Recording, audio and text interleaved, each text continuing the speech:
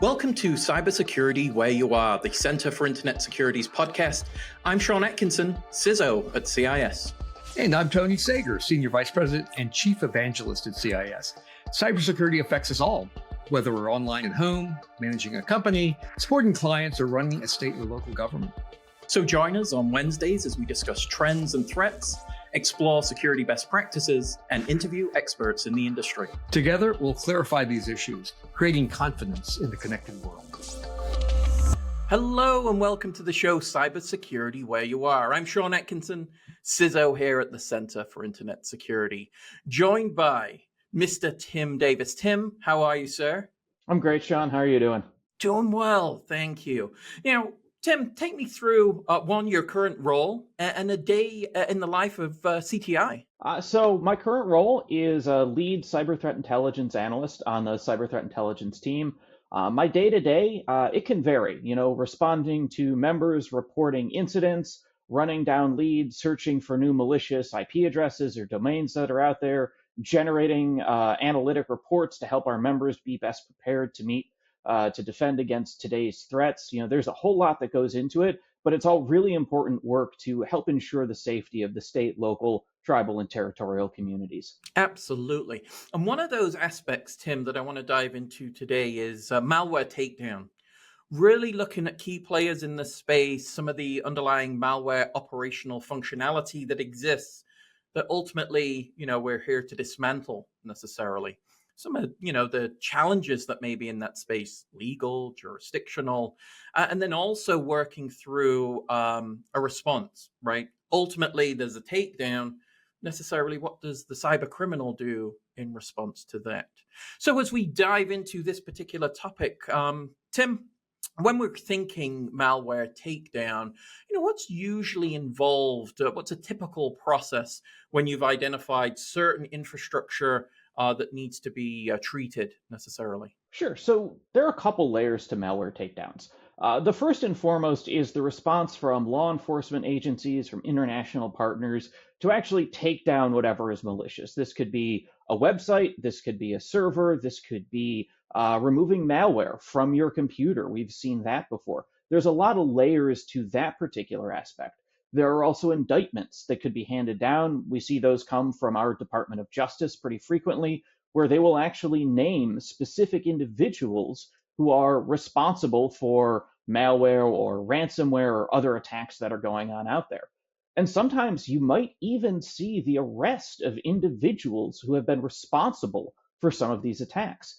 Actually, it's great timing with this podcast because just on February 10th, we announced, the Department of Justice announced arrests of 2 Russian nationals who were affiliated with a ransomware group.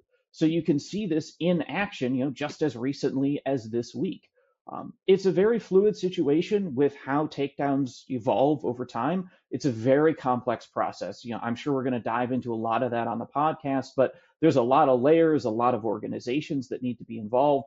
But at the end of the day, boiled down to their simplistic, malware takedowns are about getting the bad stuff off of your computer, shutting down the website, shutting down the servers to stop people from going there.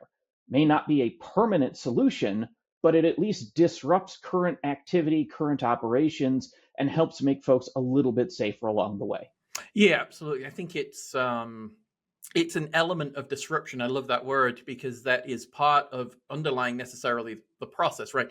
There's elements of detection and elements where we want to bring in appropriate approaches. And in this case, there's a lot of coordination doing that as well, Tim.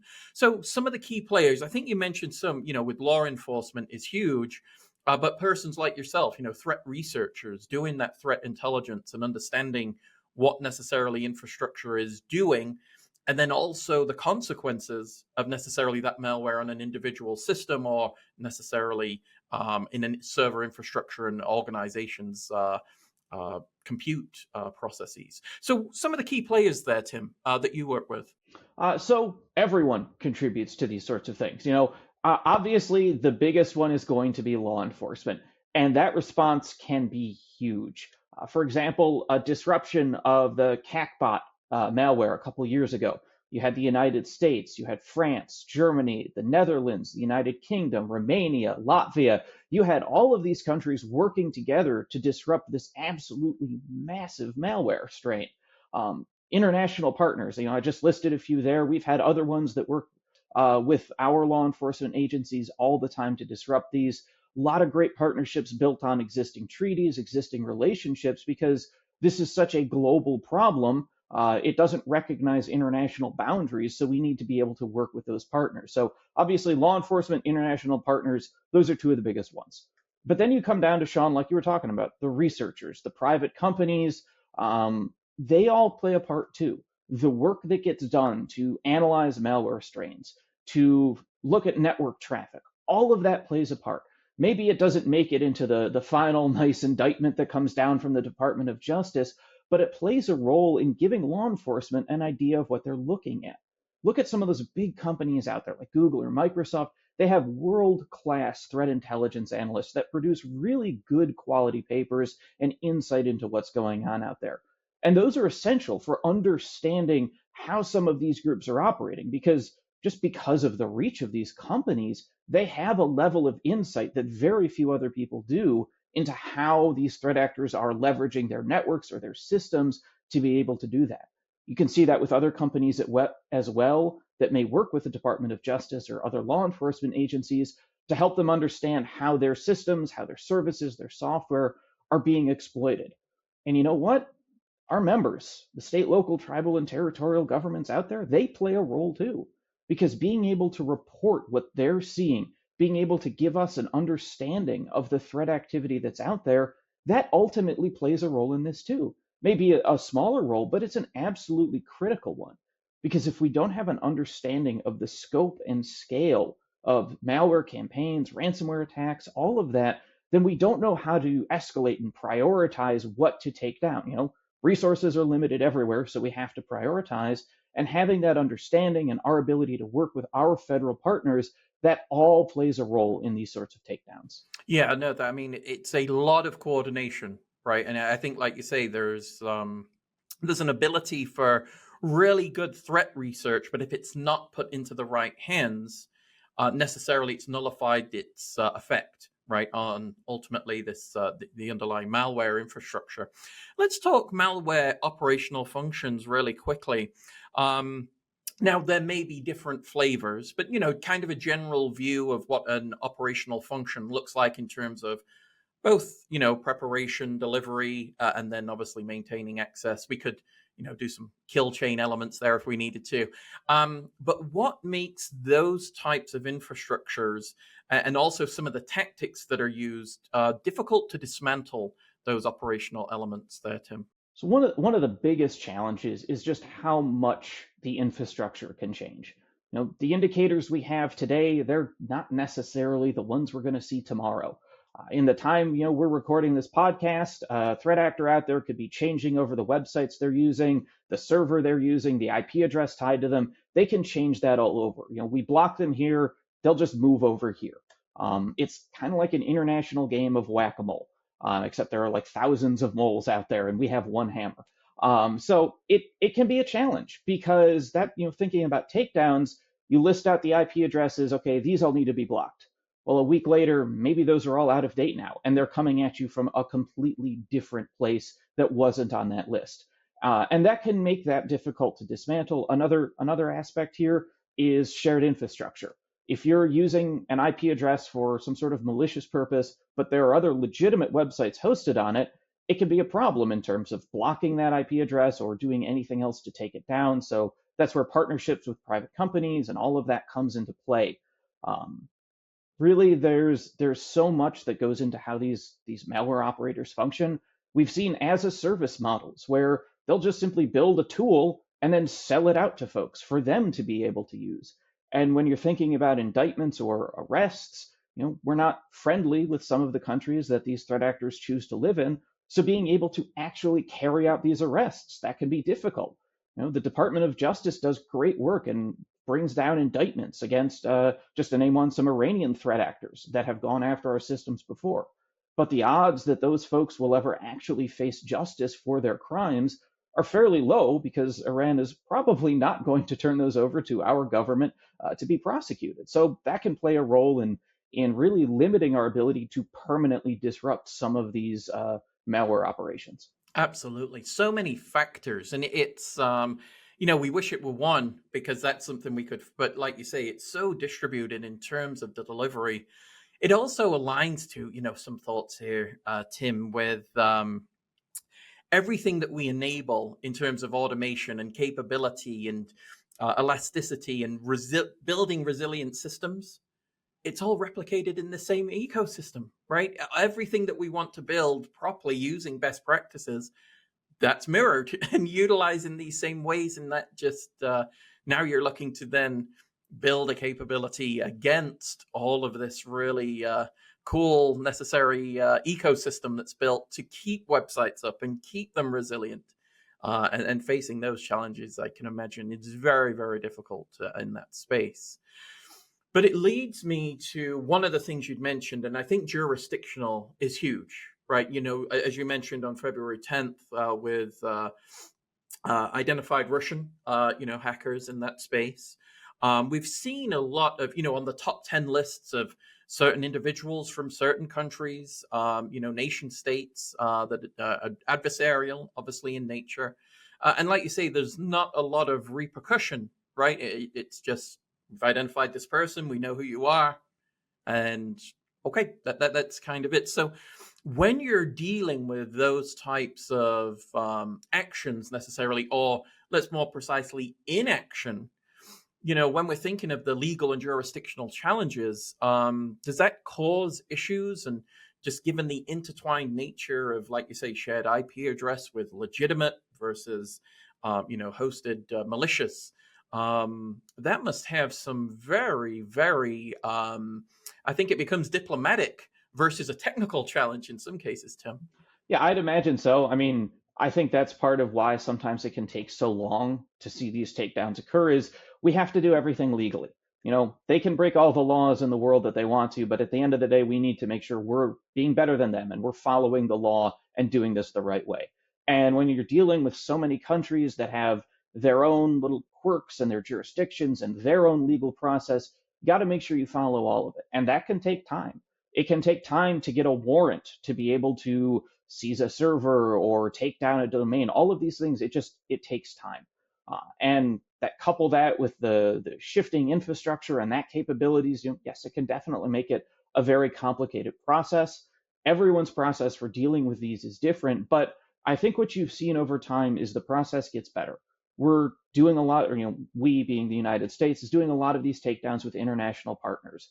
And the ability for us to work seamlessly with them and go after the threat actors that are out there, I think the longer this goes on, the better you see that process play out and the more impact it's going to have on being able to actually really disrupt some of these for longer and longer periods of time.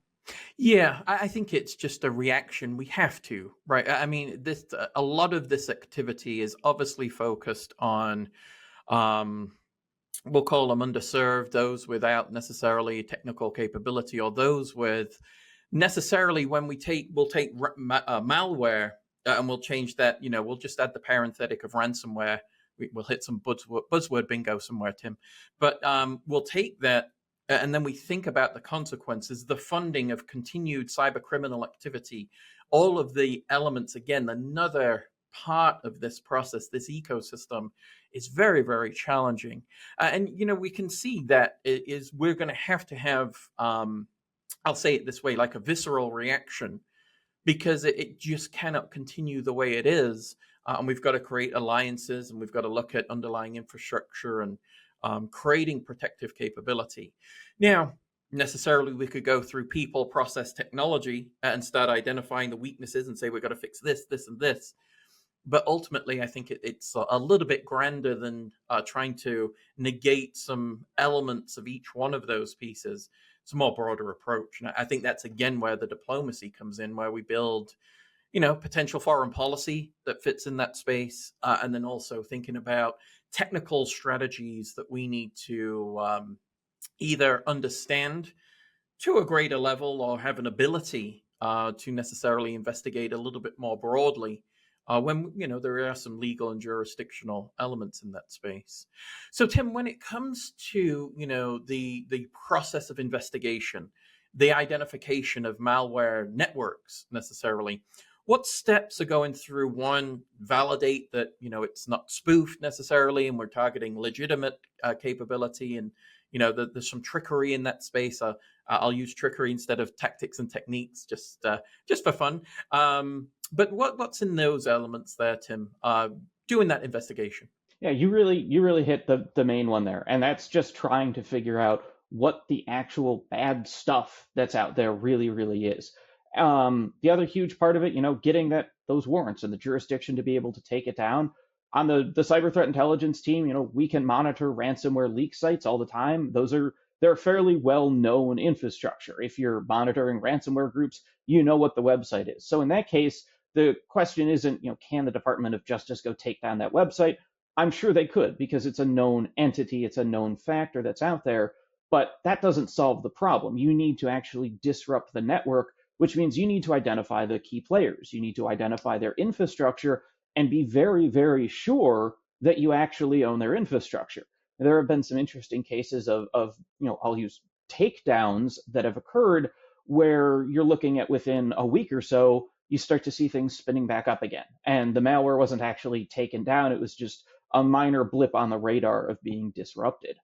Another aspect that goes into this is identifying victim networks and victim computers.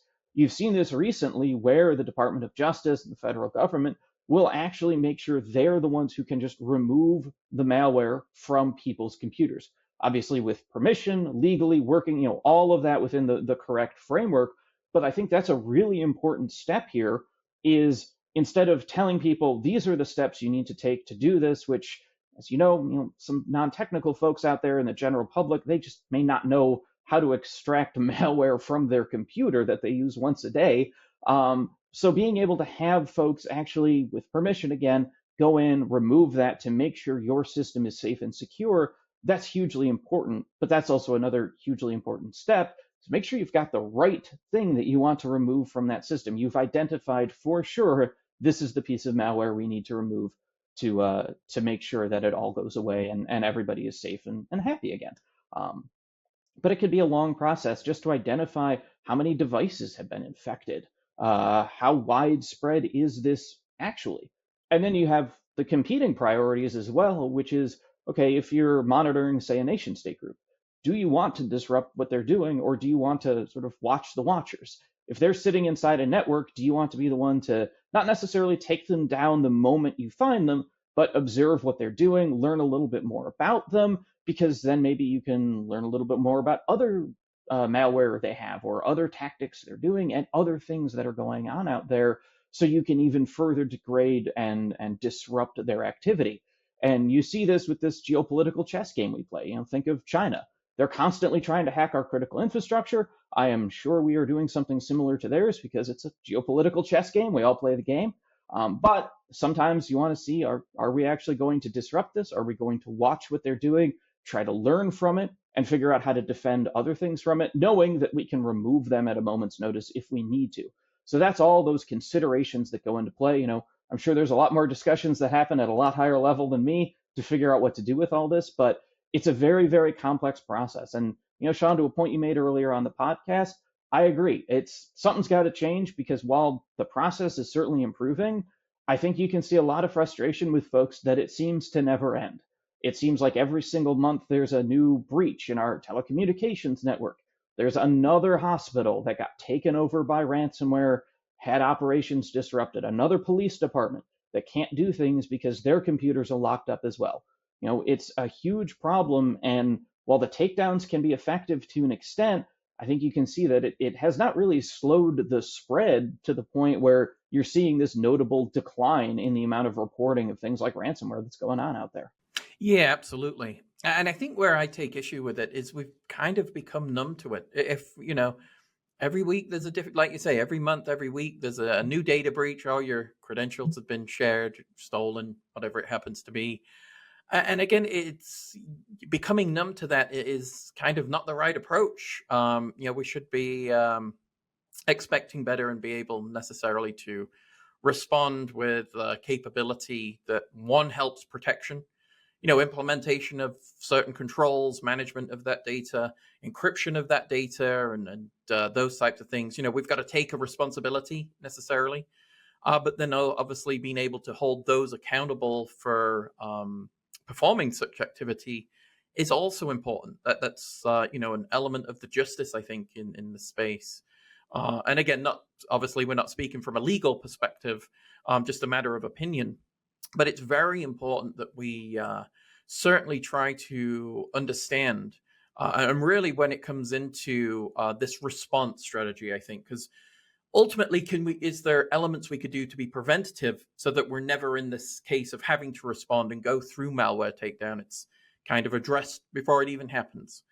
I wish. We don't live in that world. And ultimately, it leads us to having to have some key technical strategies, I think, Tim, in the space to neutralize malware. I thinking of the C2 servers, right, that will do the command and control and work with whatever's installed. And, is that exfiltration of data? Is that undermining certain network infrastructure? Is, that taking down individual systems, rewriting the integrity of certain files and capability? But what are some of the other key technical strategies that you see, Tim, being used to neutralize malware? So that's a big one. Sinkholing domains is another big one at taking down those domains as well. I'm sure some of us are familiar with those giant, "This website has been seized" banner from the FBI that makes you maybe heart race just a little bit when you go and see the screenshot of that on your computer. So those are a couple big ones. Releasing the decryption key for ransomware, that's a huge one. That to me is one of the most impactful things that can happen, is if our federal partners can figure out the decryption key for ransomware or find it somewhere and be able to unlock those systems and really neutralize that threat. That's a really important one there as well. And also some of it's just exposing it. If you do a large enough exposure, I know we've talked about how they can shift infrastructure, but with some of these releases, you can see thousands of domains, hundreds and thousands of IP addresses being released. That level of disruption of infrastructure, that does take just a little bit to re-up everything and build it back up to whatever you had that has now been exposed to the public. So that's another important one there. Even if you can't take down every IP address and block every IP address, just being able to pass that information to the public, expose what's going on there, that has a huge capability for network defenders to be able to disrupt that activity even further and investigate their networks to see if they got compromised. Yeah.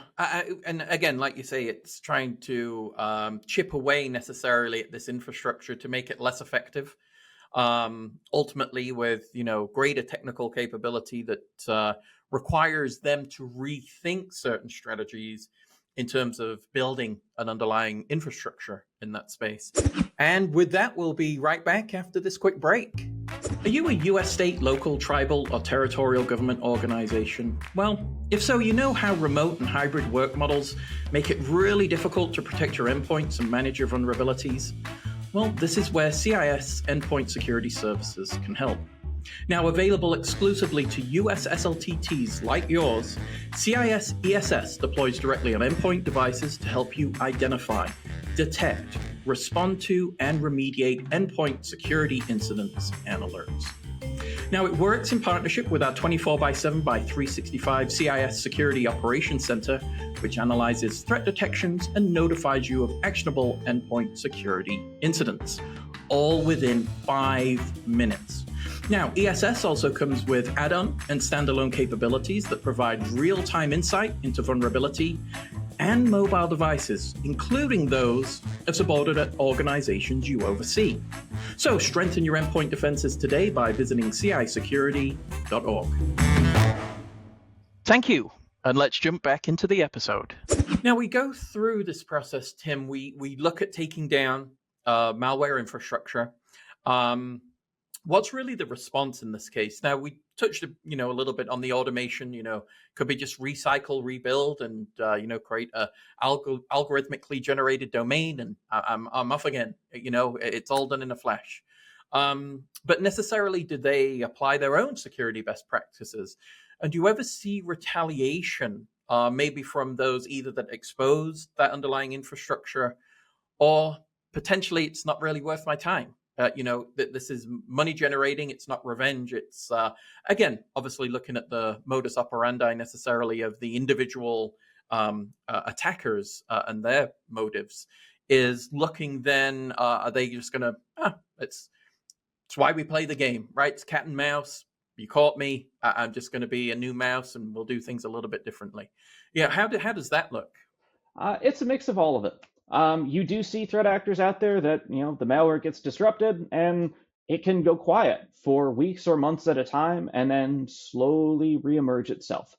Cobalt Strike is a great one. You'll see on occasion there'll be a Cobalt Strike takedown. Things will go quiet for a little while. Cobalt Strike gets used even more because it's not going away. It can be a legitimate tool for folks. So you see that happen.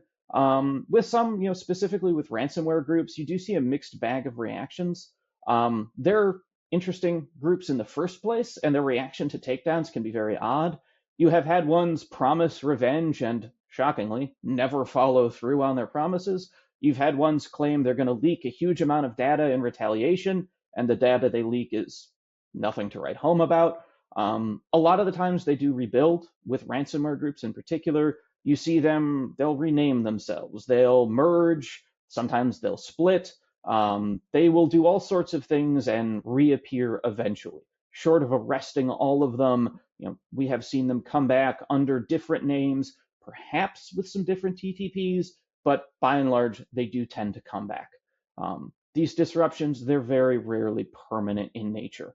It's very hard to permanently disrupt some of these groups because, again, it gets back to some of the folks behind this we just can't arrest. We don't have the ability to do that.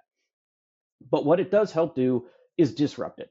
Even if it's just temporarily, it gives network defenders, it gives folks a bit of breathing room.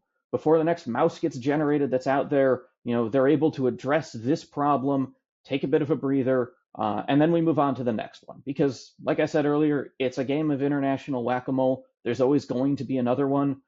Even if we found a way to permanently disrupt one specific strain of malware that's out there, another one is just going to pop up at some point.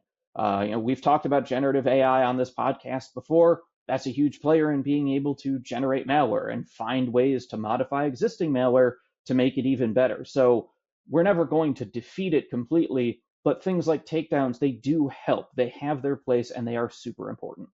Yeah.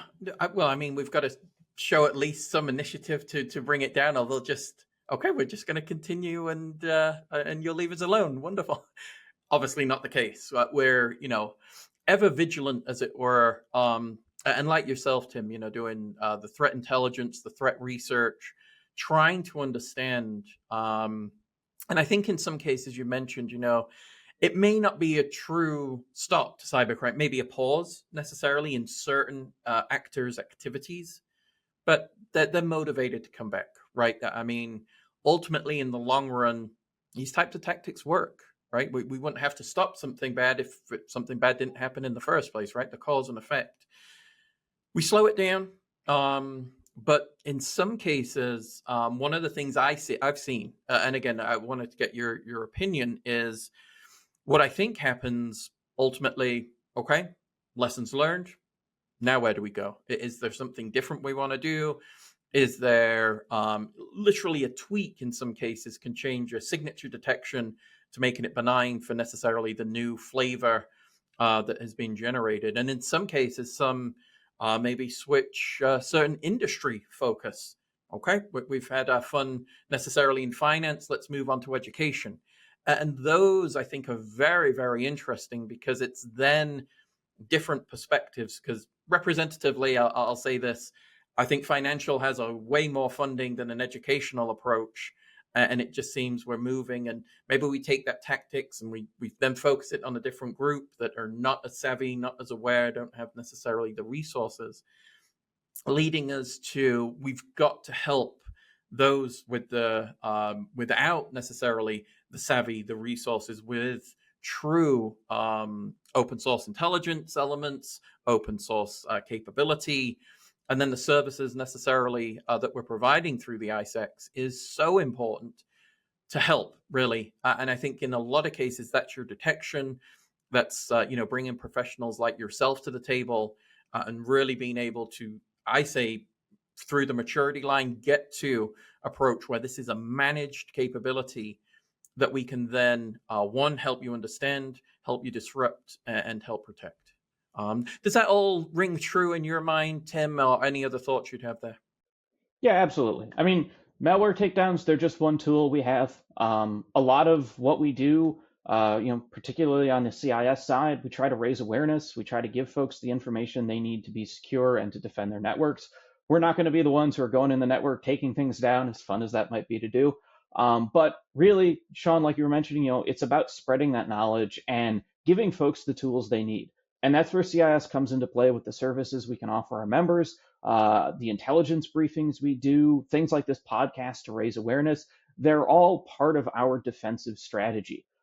No one thing is ever going to work. It's impossible to do just one thing and somehow fix it all and defeat all the malware in the world. That's Hollywood stuff.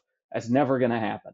But what we can do is defense in depth, is a holistic strategy focused on everyone, focused on making sure we're providing people the resources they need to defend their networks. And if we see things about malware takedowns, we see that information coming up, we're able to take it and pass it on to our members and give them the information that maybe they weren't tracking. So it all fits together.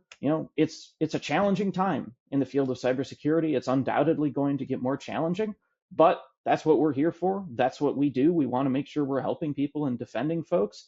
And we're going to keep doing that. Wonderful. Tim, another great episode. Again, you're a regular on the show now, which is fantastic. Thank you so much for what you do and what you bring to the community and to really protecting a lot of individuals that may not have an opportunity to thank you directly in the teams and everything that we do, but it's really, truly appreciated. And again, continue the really good work that you all do. Thanks, Sean. Thanks for having me. You're welcome. And thank you to our audience. Questions, comments, concerns, reach out to us at podcast@cisecurity.org. Make sure to subscribe in all the usual ways on your favorite podcast software and find us on YouTube at the CI Security. Make sure to hit that subscribe button and the bell for notifications of episodes like this and much, much more. Thank you so much. We'll talk to you soon. Thank you for listening to the podcast today. The thoughts and opinions expressed by our podcast guests are solely theirs and do not necessarily reflect those of CIS. Tune in on Wednesdays for a new episode. And in the meantime, visit our website at cisecurity.org. Together, we'll continue our efforts of creating confidence in the connected world.